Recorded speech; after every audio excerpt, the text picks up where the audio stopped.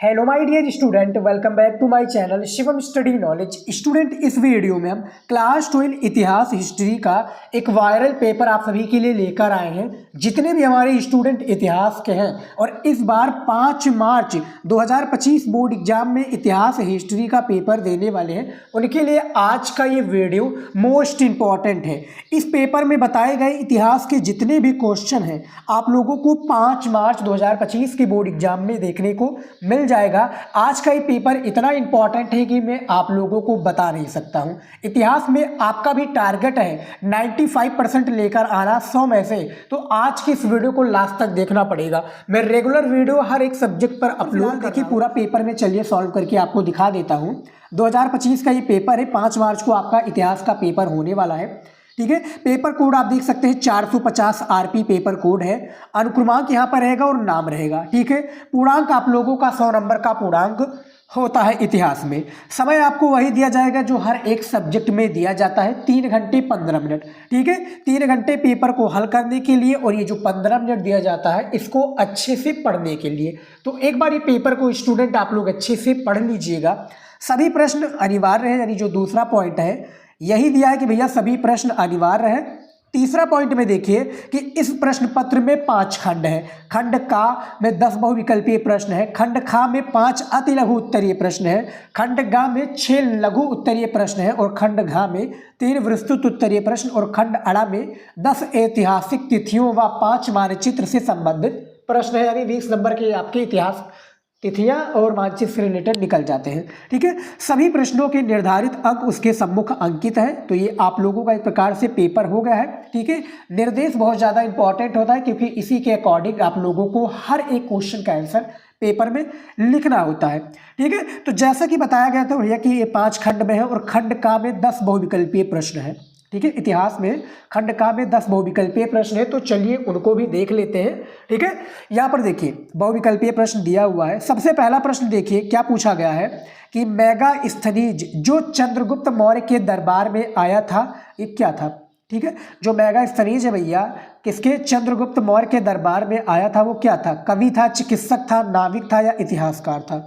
तो वो भैया इतिहासकार था स्टूडेंट, यानी पहले का आपका डी राइट आंसर हो जाएगा। आपके हिसाब से इसका राइट आंसर क्या होना चाहिए कमेंट में जरूर बताइएगा स्टूडेंट। ठीक है, पहले का डी राइट आंसर है।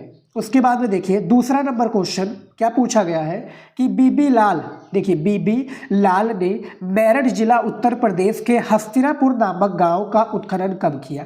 आपको बता रहा है स्टूडेंट कि जो हस्तिनापुर नामक गांव है इसका उत्खनन कब किया गया था। ऑप्शन आप देख सकते हैं स्क्रीन पर, 4 ऑप्शन दिए हुए हैं, इनमें से कोई एक राइट आंसर है जो कि आपका बी वाला करेक्ट आंसर हो जाएगा। 1951 से 52 में हस्तिनापुर नामक गांव का उत्खनन हुआ था। ठीक है, तो दूसरे का बी राइट आंसर हो जाएगा। अगला क्वेश्चन देखिए स्टूडेंट, तीसरा नंबर क्या दिया हुआ है, ये देखिए तीसरा नंबर क्वेश्चन कि महावीर स्वामी का जन्म हुआ था। महावीर स्वामी का जन्म हुआ था, कब हुआ था ये आपको बताना है। तो इनमें से जो राइट आंसर हो जाएगा तीसरे का आपका बिल्कुल सही आंसर ए हो जाएगा स्टूडेंट, 540 ईसा पूर्व। ठीक है, महावीर स्वामी का जन्म हुआ था। समझ में आ गया। ये सभी पेपर में जो मैं क्वेश्चंस आपको बता रहा हूँ ये इतना इंपॉर्टेंट है स्टूडेंट कि आप लोग तैयार कर लीजिएगा, पेपर में आता है। और आपसे रिक्वेस्ट है स्टूडेंट, आप लोगों ने हमारा इतिहास का इंपॉर्टेंट टॉपिक वाला वीडियो नहीं देखा है तो एक बार वो जरूर देख लीजिएगा क्योंकि उससे आपके काफ़ी क्वेश्चंस आपके पेपर में आएंगे। ठीक है, तो एक बार वो तैयार कर लीजिएगा क्वेश्चंस। तो महावीर स्वामी का जन्म कब हुआ था, 540 ईसा पूर्व पहले। 4 नंबर क्वेश्चन देखिए क्या पूछा गया है कि जब इब्न बतूता सिंध पहुंचा तो उसने सुल्तान मोहम्मद बिन तुगलक के लिए भेंट स्वरूप क्या खरीदा। ठीक है, जब इब्न बतूता कहाँ पहुंचा, सिंध पहुंचा, तो उसने सुल्तान मोहम्मद बिन तुगलक के भेंट स्वरूप क्या खरीदा। तो ये सभी चीज़ें खरीदे, यानी ऊँट भी खरीदा, घोड़े भी खरीदे और दास भी खरीदा। किसके लिए, यहाँ पर देखिए सुल्तान मोहम्मद बिन तुगलक के लिए। अगला क्वेश्चन है 5 नंबर बहुविकल्पीय दिया हुआ है कि किस सूफी संत की दरगाह अजमेर में है। तो किस सूफी संत की भैया दरगाह अजमेर में बताइए। ये आपका मोइनुद्दीन चिश्ती हो जाएगा जो कि दरगाह अजमेर यानी आपका कहाँ पर है, राजस्थान में है। ठीक है, 6 नंबर क्वेश्चन देखिए तालीकोटा। देखिए तालीकोटा में सल्तनतों की संयुक्त सेनाओं से राम राय की सेना पराजित हुई। राम राय की सेना भैया पराजित कब हुई थी, ये आपका आंसर सी हो जाएगा 1565 में, यानी 23 जनवरी। ठीक है, 23 जनवरी 1565 में तालीकोटा देखिए सल्तनत की सेनाओं से राम राय की सेना पराजित हुई थी।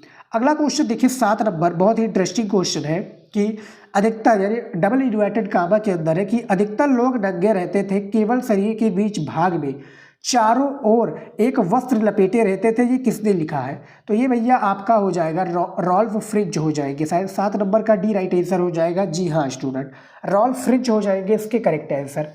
8 नंबर क्वेश्चन देखिए 8 नंबर क्वेश्चन क्या पूछा गया है कि लखनऊ में 1857 की क्रांति का नेतृत्व कौन कर रहा था?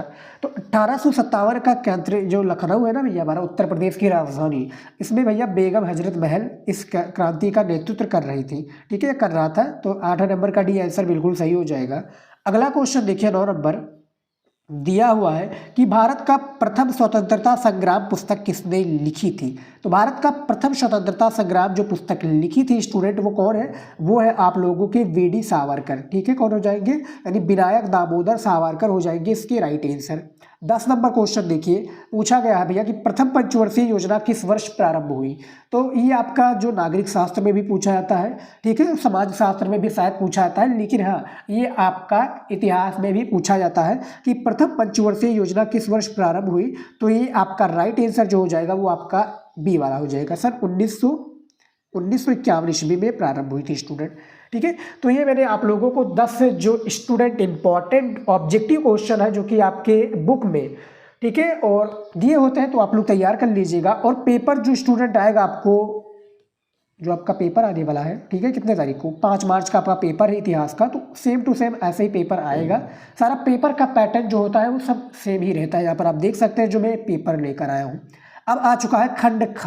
देखिए खंड ख में 5 अति लघु उत्तरीय प्रश्न होता है, क्योंकि आपने निर्देश को एक बार अच्छे से पढ़ ही लिया होगा, ठीक है, और 15 मिनट पेपर देने के लिए, पढ़ने के लिए दिया जाता है, यही करने के लिए कि अब भैया पेपर को पढ़ लीजिए, पेपर का पैटर्न जान लीजिए, ठीक है, क्वेश्चंस कैसे लिखना है कॉपी में वो भी जान लीजिए। तो वो सब निर्देश में दिया होता है, और मैं हर एक वीडियो में जब भी मैं मॉडल पेपर सॉल्व कराऊंगा तो निर्देश को जरूर मैं पढ़ाऊंगा कि भैया निर्देश पढ़ लीजिए, इसी के अकॉर्डिंग आपको सारी चीज़ें स्टेप बाय स्टेप कॉपी में लिखनी रहेंगी।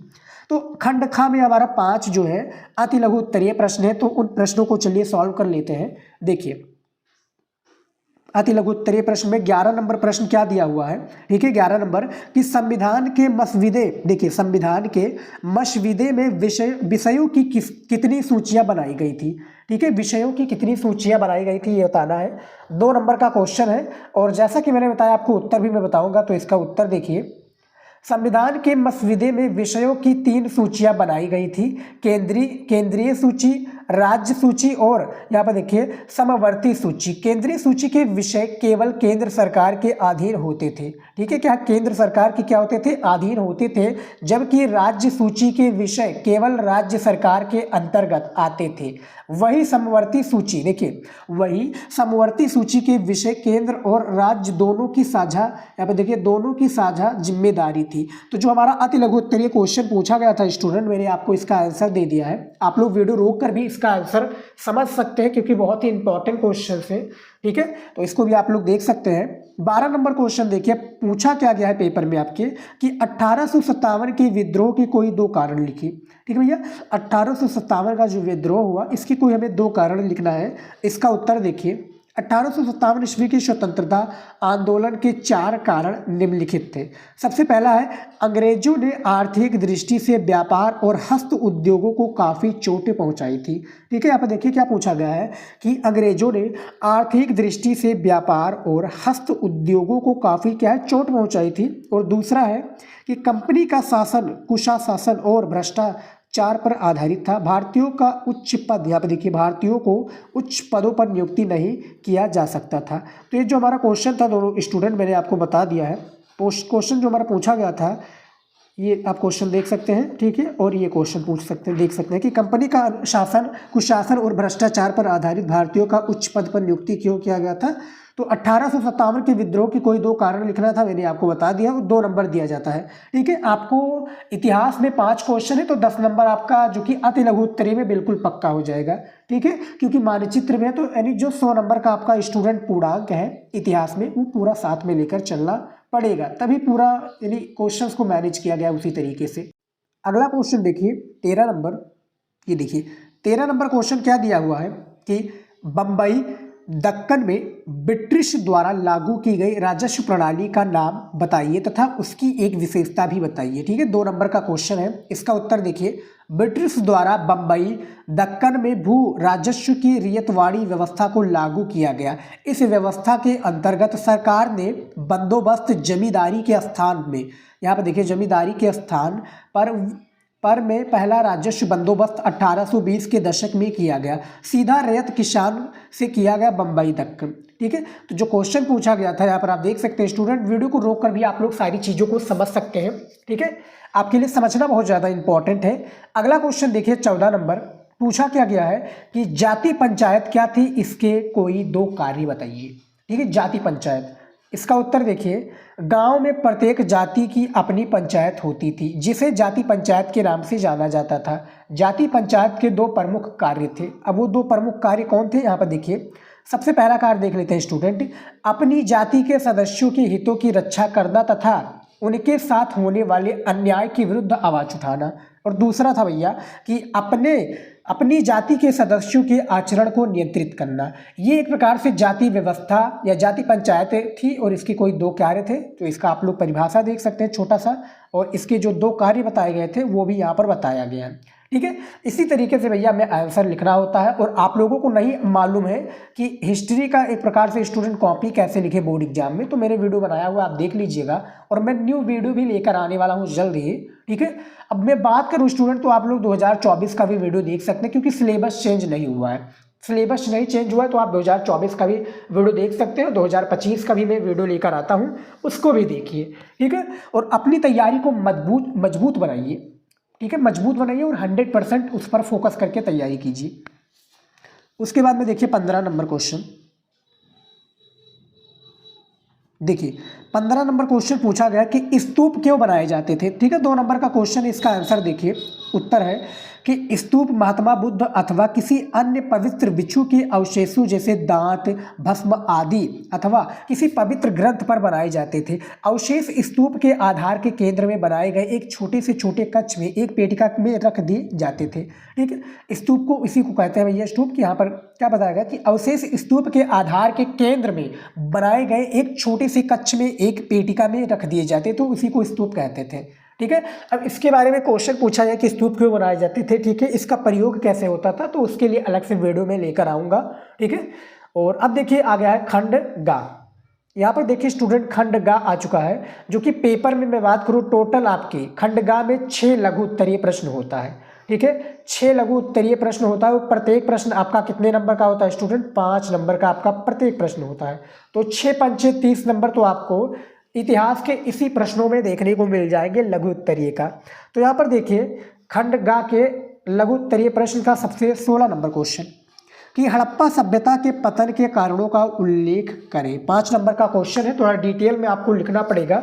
ठीक है, 100 शब्दों भी हो सकते हैं। ठीक है, क्योंकि इतिहास का है, 50 शब्दों में लिखोगे तो इनफ होगा, ज़्यादा बड़े में मत लिखिएगा। ठीक है, समझ में आ गया।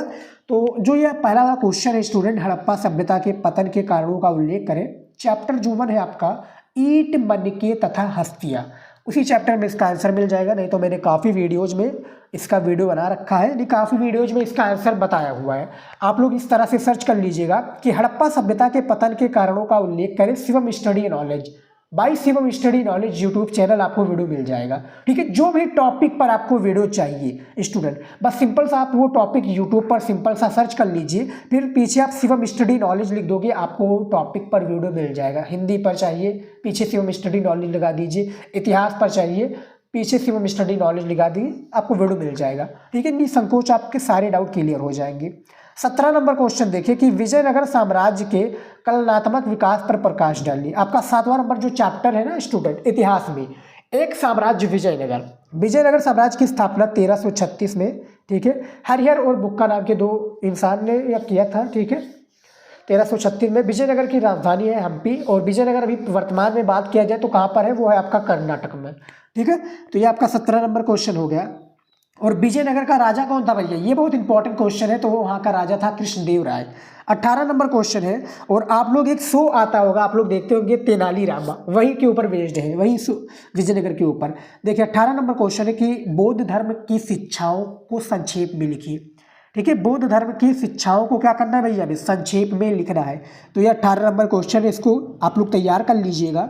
उसके बाद में देखिए 19 नंबर क्वेश्चन क्या पूछा गया है स्टूडेंट, दिया हुआ है भैया कि भारतीय संविधान की प्रमुख विशेषताओं का उल्लेख करें। तो जो भारतीय संविधान है इसके प्रमुख विशेषताओं का हमें क्या करना है, उल्लेख करना है। ठीक है, और इसके लिए हमें एग्जामिनर कितने नंबर देगा बाबू, 5 नंबर भैया हमें इसके लिए एग्जामिनर दे देगा। उसके बाद में देख लेते हैं, यहाँ पर देखिए 20 नंबर क्वेश्चन कि 1916 में BHO, ये देखिए BHO बनारस हिंदू यूनिवर्सिटी जो कि बनारस में है। ठीक है, BHU के उद्घाटन के अवसर पर गांधी जी ने क्या कहा था। 1916 में स्टूडेंट BHU यानी बनारस हिंदू यूनिवर्सिटी की स्थापना हुई थी और इसकी स्थापना किए थे मदन मोहन मालवीय जी ने। ठीक है, पंडित मदन मोहन मालवीय जी ने इसकी स्थापना की थी। और वहाँ पर देखिए उद्घाटन के अवसर पर गांधी जी ने क्या कहा था, इसके बारे में आपको बताना है। ठीक है, आंसर मिल जाएगा आपको बुक में। 21 नंबर क्वेश्चन है कि उन कारणों का वर्णन कीजिए जिनके कारण नमक यात्रा उल्लेखनीय था। ठीक है भैया, यानी हमें कौन सा कारण जो है एक प्रकार से कारणों का वर्णन करना है, आप देख सकते हैं काफ़ी इंटरेस्टिंग ये क्वेश्चन है और इसका आंसर आप लोगों को क्वेश्चन बैंक में मिल जाएगा। ठीक है, क्वेश्चन बैंक आप लोगों के पास होगा ही इतिहास का, नहीं है तो मंगा लीजिए क्योंकि तैयारी उसी से चल रही है स्टूडेंट। ठीक है, और आपके दोस्त फ्रेंड में होगा तो उनसे भी मांग सकते हैं, कोई इशू नहीं है। उसके बाद में देखिए आ चुका है खंड अड़ा। अब खंड अड़ा में देखिए विस्तृत उत्तरीय प्रश्न है। टोटल कितने प्रश्न होते हैं खंड अड़ा में, 3 प्रश्न का आंसर हमें देना होता है। हर एक प्रश्न हमारा 10 नंबर का होता है। कितने नंबर का होता है, 10 नंबर का हमारा एक प्रश्न होता है। अब यहाँ पर देखिए विस्तृत उत्तरीय प्रश्न में 22 नंबर क्वेश्चन क्या पूछा गया है कि हड़प्पा सभ्यता की प्रमुख विशेषताओं का उल्लेख करें। ठीक है, 10 नंबर का क्वेश्चन है। अथवा करके आप ये वाला क्वेश्चन का भी आंसर दे सकते हैं कि मौर्य साम्राज्य के पतन के कारणों का उल्लेख करें। ठीक है, और मैं आगे आपको समझाऊंगा कि इसका प्रोसेस क्या होता है। उसके बाद 23 नंबर क्वेश्चन देखिए स्टूडेंट, पूछा क्या गया है कि सूफी मत के धार्मिक विश्वासों और आचारों की व्याख्या कीजिए। 10 नंबर का ये भी प्रश्न आपके पेपर में होता है। अथवा करके दिया हुआ है कि आप ये वाला भी कर सकते हैं कि मुगल काल में कृषि और ग्रामीण अर्थव्यवस्था पर प्रकाश डालिए। ठीक है, उसके बाद में देखिए 24 नंबर क्वेश्चन कि पंचशील के सिद्धांतों का वर्णन कीजिए। 10 नंबर का ये क्वेश्चन है।